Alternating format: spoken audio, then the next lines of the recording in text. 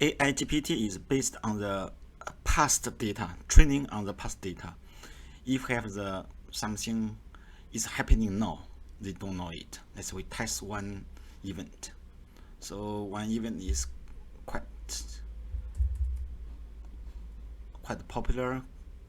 It's very hot in China now because one guy Hu Xinyu event in China. So Google will give many news regarding a boy missing. Hu Xinyu, not Xinhua. Yes, Hu Xinyu. Yeah. So what happened to Hu Xinyu? Because this boy, 15 years boy, missed 108 days, then found hung up on the tree. After 108 days from missing, it's caused a cessation in whole China.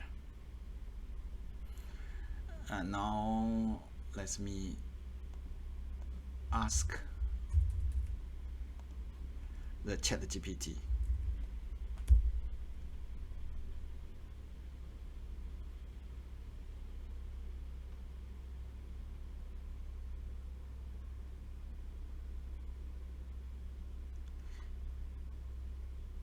They are searching, the ChatGPT is searching its database, but the database is based on the past data.